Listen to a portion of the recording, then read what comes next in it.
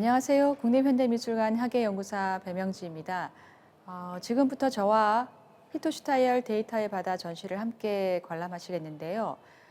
히토슈타이얼은 디지털 사회와 글로벌 자본주의 속에서 생성되는 이미지의 새로운 문법을 추적하고 기술, 자본, 예술, 사회의 여러 가지 관계에 대한 예술적, 철학적 통찰을 보여주는 영상 작품과 저술 활동을 통해서 2000년대 이후 국제미술계에 큰 주목을 받아왔습니다.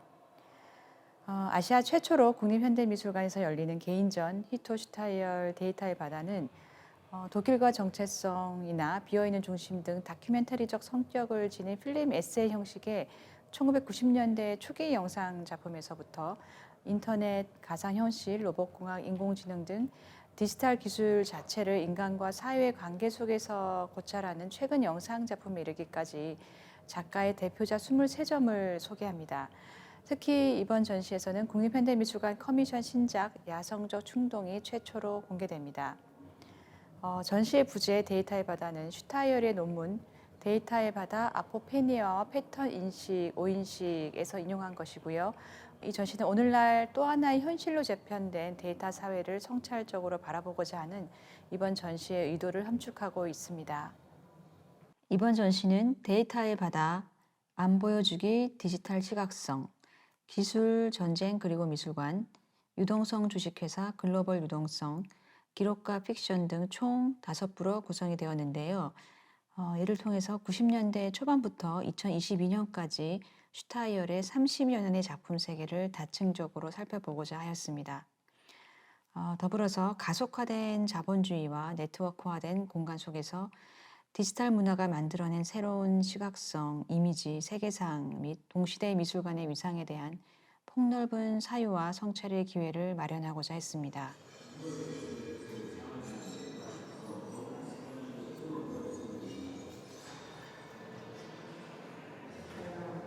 전시 일부 데이터의 바다에서는 데이터 기반 기술이라고 할 수 있는 인공지능이나 머신러닝, 알고리즘 등을 작품의 내용으로 삼으면서 디지털 기술 기반 네트워크 사회 속에서 이미지의 생산과 순환, 데이터 노동 혹은 동시대 미술관의 상황을 다루면서 데이터 사회 다시 보기를 시도하는 작가의 주요 작품들을 소개합니다.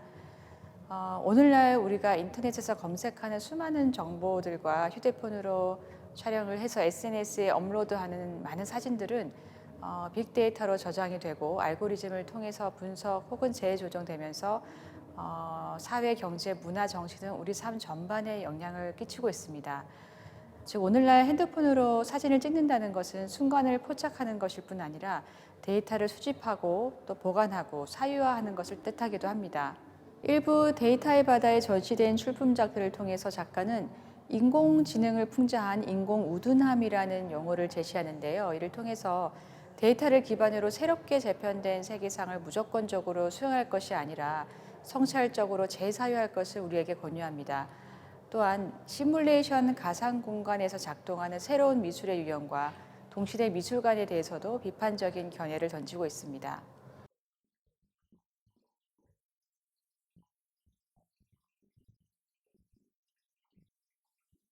미션 완료 벨란스지는 히토 슈타이얼과 조르지 가고시츠, 밀로스 트라킬로비치가 공동으로 저술 제작한 렉처 퍼포먼스 영상입니다. 명품 브랜드 발렌시아가를 중심으로 1989년 베를린 장벽이 무너진 후 약 30여 년 동안의 정치, 사회, 문화 변동을 고찰한 작품이기도 합니다. 여기서 패션 브랜드 발렌시아가는 유럽의 국가 사회주의의 붕괴와 자유시장 이데올로기, 포퓰리즘, 소셜 네트워크 시대를 반영하며 변화를 거듭하고 동유럽과 서유럽, 정치권과 패션계를 넘나드는 하나의 패션 데이터로 등장합니다. 슈타이얼이 사용한 용어 벨란시지는 발렌시아가적 방식을 뜻하는 것입니다.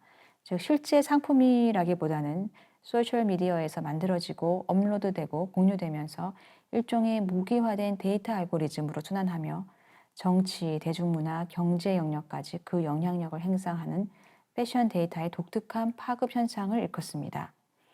실제로 발렌시아가 수석 디자이너인 뎀나 바잘리아가 만든 패션 브랜드 베트몽은 소셜 네트워크에서 밈을 미끼로 쓰는 전략으로 만들어지기도 했습니다. 벨란시지는 초거대 닷컴 기업과 다국적 자본주의의 온라인 쇼케이스를 통해서 정보의 영역으로 확장되었습니다. 또한 영상에도 나와 있듯이 패션 데이터는 때로는 선거, 투표 등의 정치적으로 활용되기도 했는데요. 이처럼 미션 완료 밸런시즈는 무기화된 문화적 내러티브로서의 데이터의 여러 효과에 대해서 패션쇼의 무대를 연상케 하는 설치와 다양한 영상 이미지 및 렉처 퍼포먼스 영상을 통해서 흥미롭게 이야기하고 있습니다. 그럼 다음 작품으로 이동하겠습니다.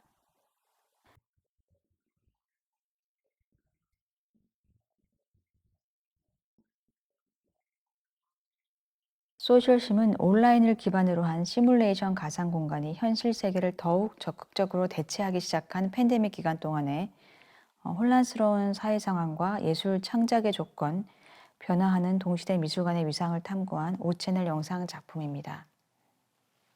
작품의 제목이기도 한 소셜 시뮬레이션은 인간의 상호작용을 단순화한 모델입니다.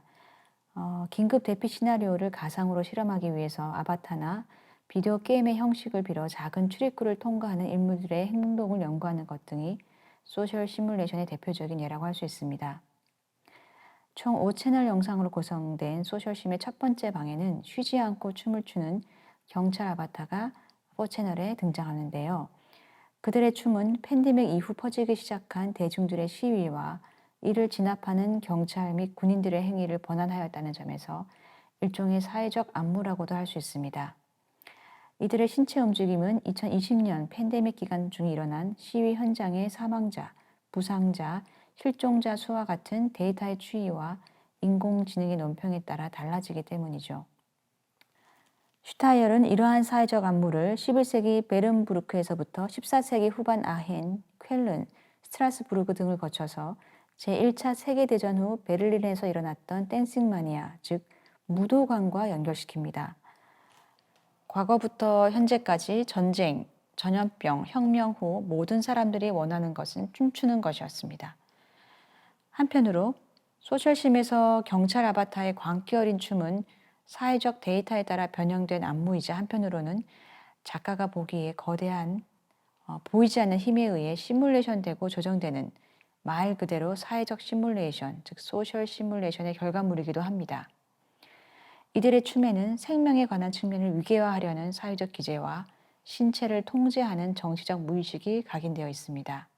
소셜심의 두 번째 방에는 레오나르도 다빈치가 그린 것으로 짐작되는 도난 작품 살바도르 문디를 찾는 태스크포스를 중심으로 한 싱글 채널 영상 작품이 전시됩니다.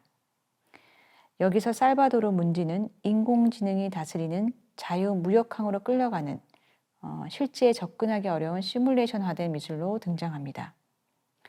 슈타이얼은 여기서 인공우둔함이라는 용어로 팬데믹 시기에 더욱 자동화되고 가상현실 지도로 대체된 미술관에 대해서 작가만의 다소 비평적인 논평을 던지고 있습니다.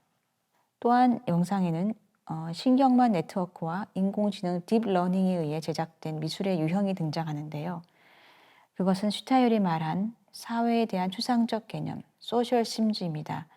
이는 스스로 진화하는 자동화 예술이자 작가가 말한 허접한 추상 혹은 알고리즘 추상입니다.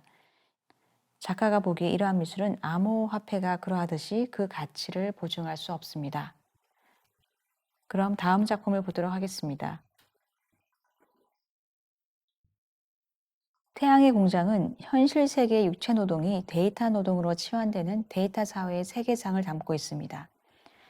작품의 제목 태양의 공장은 이 영상의 주인공이자 내레이터인 율리아가 모션 캡처 스튜디오에서 제작하고 있는 게임의 이름입니다. 영상에 등장하는 인물들은 모두 스튜디오 노동자들로 강요당한 그들의 춤 동작은 모션 캡처 수트에 부착된 센서를 통해서 컴퓨터로 캡처되고 데이터로 전환되어서 게임과 애니메이션 등에 활용됩니다. 대표적인 인물이 바로 자신의 댄스 영상을 유튜브에 올려 스타가 된 율리아의 동생입니다. 영상에서 그의 춤은 포사이스, 스트리트 파이터 가일, 오드왈드 등의 캐릭터로 전환되었고 유튜브 가상세계에서 데이터 이미지로서 폭발적으로 순환되었습니다. 영상에서 데이터화된 인물들은 게임 공간에서 또다시 현실 공간으로 역진입하는데요. 런던에서 등록금 반대 시위 중 사살된 네이키드 노멀, 자유항 예술창고를 점거해서 랜덤판 협동조합으로 변화시키는 싱가포르 봉기 중 진압당한 빅보스 하드팩트. 반 IS 크루트군과 싸우다가 코바니에서 2번 죽은 하이볼티지. 도이치은행 고주파수 거래복과 싸우다 죽은 르퀴드 이지 등이 그들입니다. 이들은 모두 미래에 사망하여 게임과 앱에 모여 있는 플레이 불가 캐릭터로서 사실상 이 게임은 현실을 상징합니다. 이것은 게임이 아니다. 이것은 현실이다. 라는 영상 속의 대사처럼 데이터 공간은 노동, 경제, 환경, 정치를 둘러싼 현실상을 대체하는 대리물이 아니라 이제 현실 그 자체가 되었습니다. 정치적 메시지를 생산하는 봇 뉴스가 활동하는 세계에서 전자기적 주파수를 통해서 감청 기지를 세워 국가 사이의 정치적 감시를 작동시키는 지리 정치학적 공간에서 페이스북 군대, 디지털 용병이 활발하게 활동하는 지대에서 이러한 데이터 기반의 가상세계는 현실 공간을 근본적으로 재구성하고 있음을 태양의 공장은 말해주고 있습니다. 그럼 다음 작품으로 이동하겠습니다.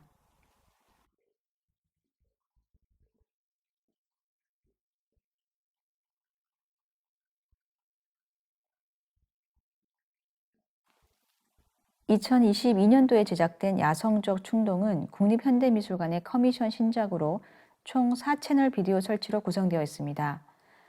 단채널 내러티브 영상은 양치기의 이야기를 담고 있으며 3채널 영상은 특수 센서가 감지하는 식물 환경의 변화 상태를 기반으로 작동됩니다.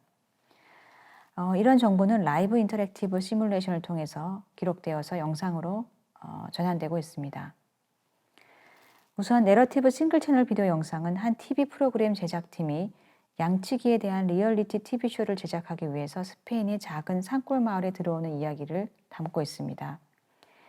이 TV쇼는 팬데믹 때문에 이내 중단되었고 그 대신 프로그램 제작자들은 크립토 콜로셈이라 불리는 동물 전투 메타버스를 제작합니다. 그리고 현지 양치기들은 리얼리티 TV쇼가 NFT 적자 생존 경쟁으로 확대되는 이런 상황에 맞서 싸우기 시작하지요.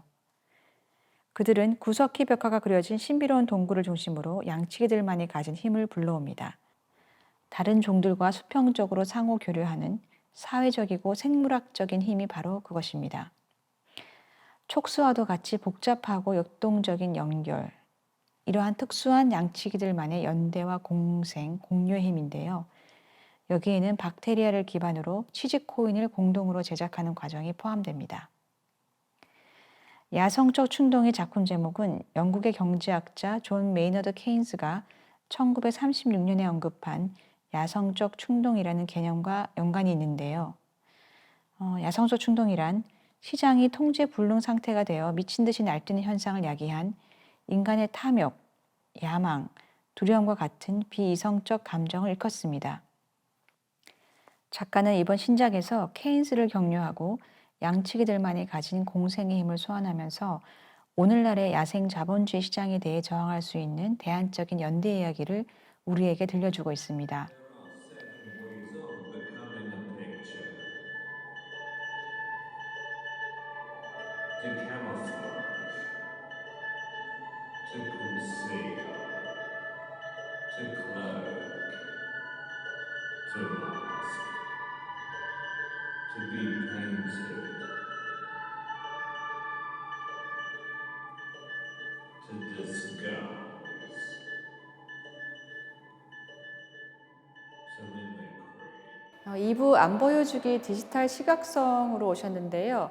2부에서는 좀 독특한 그 제목의 작품, 안 보여주기 빌어먹기에 유익하고 교육적인 MOV 파일을 중심으로 디지털 세상에서 본다는 것이 어떤 의미를 가지는지, 또 디지털 시각 체제에서 보이는 것과 보이지 않는 것은 무엇인지, 디지털 시각성의 특이성에 대해서 이야기를 하고 있습니다. 디지털 기술 기반 세상에서 우리는 안 보여줄 수 있는지, 사적인 데이터 그리고 공적인 데이터가 모두 수집되고 등록되는 이런 시대에 또 카메라가 도처에 널려 있는 그런 세상에서 우리는 완전히 숨을 수 있는지, 빅데이터와 빅브라더가 지배하는 세상에서 보이지 않는 존재란 과연 누구인지, 그리고 구글맵, 인공위성, 감시 카메라, 드론, 항공지도 등의 장치를 통해서 세상을 위에서 아래로 보게 된 시대에 세상과 인간을 인식하는 방식은 그 이전 시기와 어떻게 다른지 슈타일은 이러한 여러 질문들을 안 보여주기 빌어먹기에 유익하고 교육적인 MOV 파일에서 질문들을 이어가고 있습니다. 슈타일은 이 작품에서 5장으로 구성된 게릴라 매뉴얼의 형식을 빌려서 우리 사회에 퍼져 있는 데이터 수집과 시각적 감시에 대항해서 안 보일 수 있는 방법, 그리고 사라질 수 있는 방법을 5가지로 설명합니다. 그 5가지는 카메라에 안 보이게 하는 방법, 시야에서 안 보이게 하는 방법, 이미지가 되는 방법, 사라짐으로써 안 보이게 되는 방법, 이미지로 만들어진 세계의 병합됨으로써 안 보이게 되는 방법 등이 바로 그것인데요. 이 작품은 1970년대 영국의 코미디 시리즈 몬티 파이톤의 비행 서커스라는 제목의 에피소드에서 안 보여주기라는 제목을 인용했습니다. 해서 작품 전체에는 디지털 시각 체제를 둘러서 날카로운 통찰과 유머가 함께 공존을 하고 있습니다. 그럼 다음 3부로 이동하시도록 하겠습니다.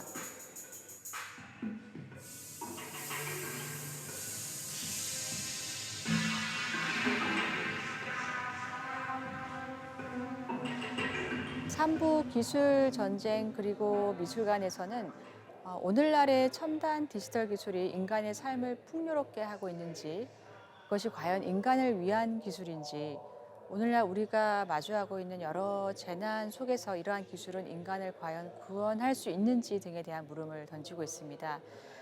작가는 우리가 컴퓨터 테크놀로지와 웹에 의존하고 있지만 한편으로는 그것에 의해서 내장되고 감시받고 조정당하고 심지어는 착취를 당하고 있다고 이야기하고 있습니다. 작품 타워와 헬 예 위 퍽 다이에서 작가는 기술 유토피아의 의문을 제기하고 기술과 전쟁 사이의 여러 연관성을 암시하면서 디지털 기술을 기반으로 재편된 세계상을 다시 바라보고 있습니다. 또한 면세미술과 경호원들을 통해서 작가는 미술관을 둘러싼 여러 제도들, 자본, 또 감시와 권력의 시선을 일깨우면서 성전으로서의 미술관이 아닌 다양한 사회 현상과 연동된 장소로서 동시대 미술관의 위상을 새롭게 바라보고 있습니다. 그럼 구체적으로 작품들을 저와 함께 살펴보도록 하겠습니다.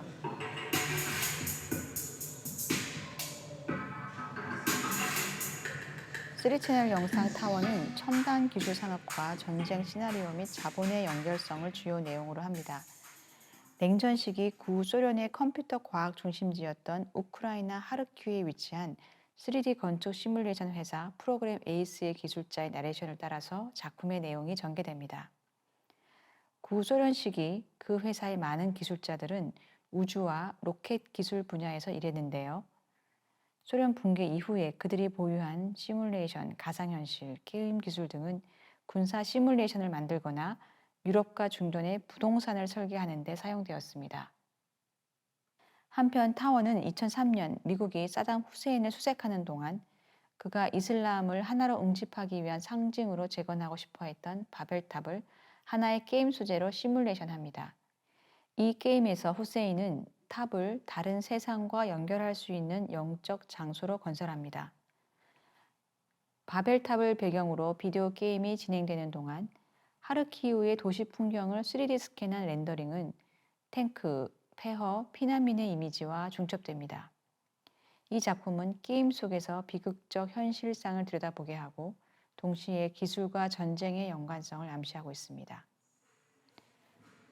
다음 작품으로 이동하겠습니다.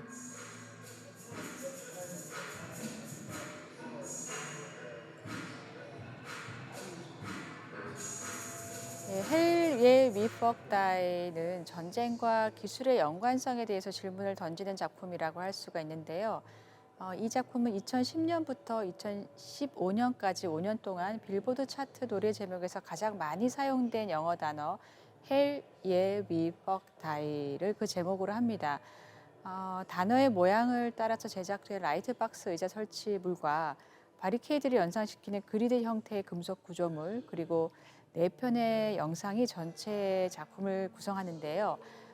그중 3채널 영상인 헬리의 위퍽다이는 재난 현장의 인명 구조를 위해서 투입될 휴머노이드 로봇이 발길질을 당하고 또 끊임없이 가격을 당하면서 균형과 복용력 증강 훈련을 받고 있는 모습을 비추고 있습니다.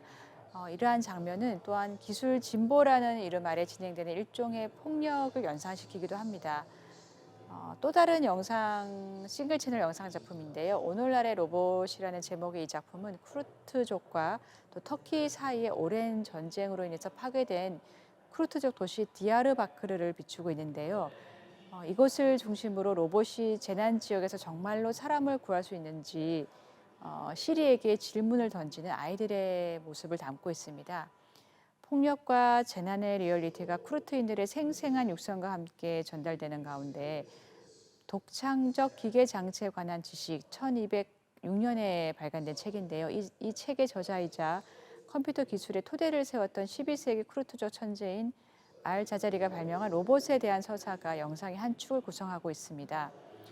로봇, 폭력, 재난, 전쟁이 서로를 반영하는 이 작품에서 인명구조 휴머노이드 로봇의 제작 과정에 기입된 폭력의 서사가 터키와 쿠르트족 사이의 오랜 내전 상황과 병치되고 있는데요.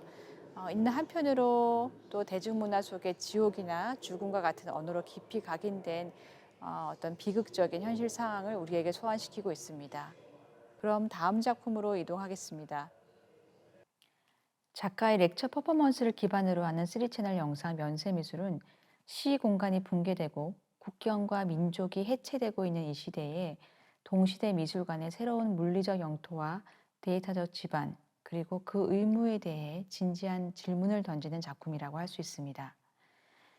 작품의 제목으로 사용된 면세는 의무와 관세의 양가적 의미를 지닙니다.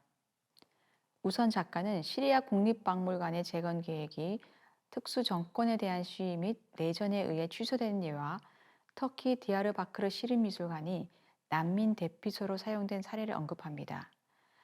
이를 통해서 국경과 민족에 대한 정의가 불안정한 시대에 민족을 대표하는 장소로 인식되어 온 공적 미술관의 의무를 어떻게 재정의해야 하는가에 대한 물음을 시작합니다.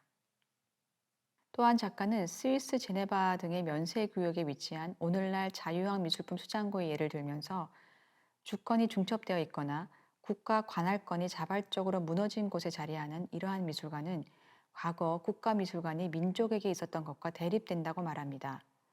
나아가 이러한 유형의 미술관은 내부 이동을 추적하기 어렵고 데이터 공간이 불투명한 일종의 다크웹에 해당하는 비밀 미술관이라고도 할 수 있다면서 동시대 새로운 미술관의 이면을 날카롭게 꿰뚫습니다. 작가는 이처럼 공통의 안정적 지반이 무너진 오늘날의 특수한 사회적 지형 가운데 등장한 미술관의 새로운 패러다임을 면세 미술이라는 양가적 의미로 말해주고 있습니다.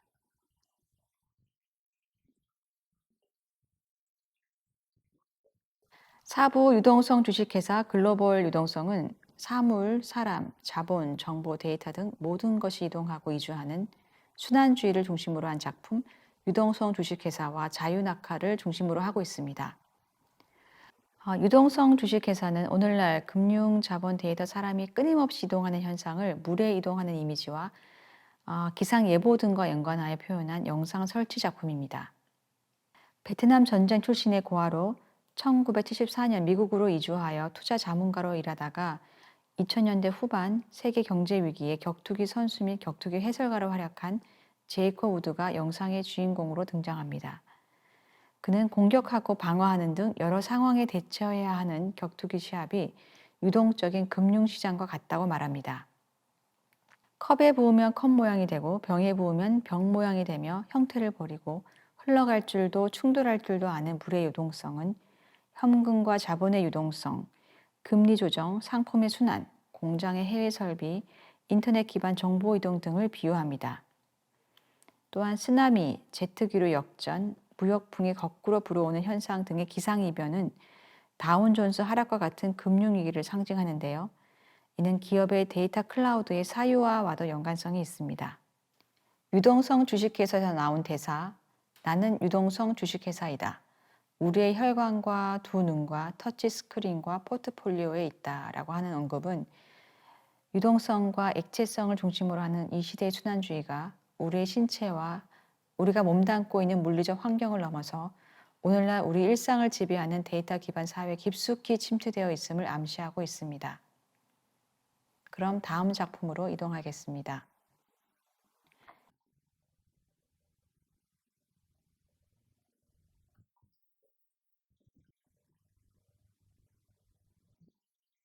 2010년에 제작된 자유낙하는 항공기 재난, 중동 전쟁, 글로벌 자본, 헐리우드 시장 등의 관계를 끊임없이 엮어낸 영상 설치 작품입니다. 캘리포니아 모하비 사막에 있는 항공기 기지를 배경으로 촬영된 이 작품은 비행기 사고를 중심으로 한 영화 푸티지를 결합하여 사물의 끊임없는 이동과 유동적 순환주의에 대해 언급하고 있습니다. 여기서 비행기는 새로운 목적을 위해 용도를 변경하고 여러 형태로 유령처럼 떠도는 일종의 사물로 등장하는데요. 이러한 사물 연대기의 주인공은 바로 보잉기 707입니다.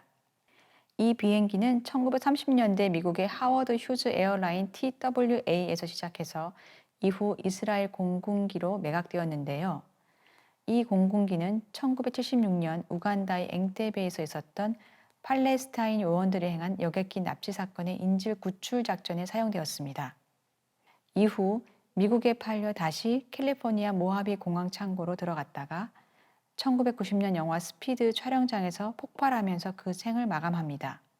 폭발한 비행기의 잔해들은 2000년대 고철로 중국에 팔려서 디스크 재생 DVD로 부활합니다. 이 작품은 세르게이 트레티아코프의 저서 사물의 전기에서 영감을 받은 것이기도 한데요. 즉 사물은 그것을 만들고 사용한 사람들의 이야기와 연동하고 당대 사회 관계를 대변하면서 여러 형태로 살아간다는 것입니다. 마지막 오브 기록과 픽션에 오셨는데요. 여기서는 90년대 초부터 2000년대 초반에 이르는 작가의 초기 다큐멘터리적 영상 작품 5점이 전시가 되어 있습니다. 작가의 첫 번째 영화 작업인 독일과 정체성에서부터 비어있는 중심, 바벤하우젠, 정상선 1-X, 11월 등에 이르기까지 이 시기에 작가의 초기 영상 실험을 기록과 픽션, 진실과 허구의 맥락에서 보여주는 섹션입니다. 소개된 작품들은 히토슈타이르 작품 전반에서 찾아볼 수 있는 다큐멘터리적 시선의 출발과 근원을 추적할 수 있다는 점에서 중요하다고 할 수가 있습니다. 히토슈타이르는 자신의 글 실지 않는 여인들 기록과 픽션에서 다큐멘터리에서도 구성과 자료, 가상과 현실, 신화와 창작이 지속적으로 섞여 있다고 말을 하는데요. 현실에 대해서 비로소 자각하게 되고 주어진 현실에 의문을 품게 되는 것은 바로 픽션을 바탕으로 이루어진다는 것입니다. 슈타이어는 이 시기에 건설 현장이나 축제와 시위 현장, 공동묘지 등을 직접적 방문하는 참여적 수행성을 근간으로 영상들을 제작을 하였습니다. 또한 인터뷰나 리서치, 아카이빙 등을 통해서 역사학자나 문화 비평가의 시선으로 현실을 기록하고 재해석하였습니다. 작가의 초기 다큐멘터리적 영상 실험은 주로 유대인, 흑인, 이민자 등 이름 없이 사라져간 사람들의 경험과 기억 그리고 목소리를 다루고 있습니다. 이를 통해서 반유대주의, 식민주의, 인종차별 등 인종과 종교를 내세우는 근본주의 같은 신화론들이 현실 속에 침투를 하고 어느 순간에 권력을 장악하는 그런 아주 불합리한 역사적인 순간들을 포착하고 있습니다.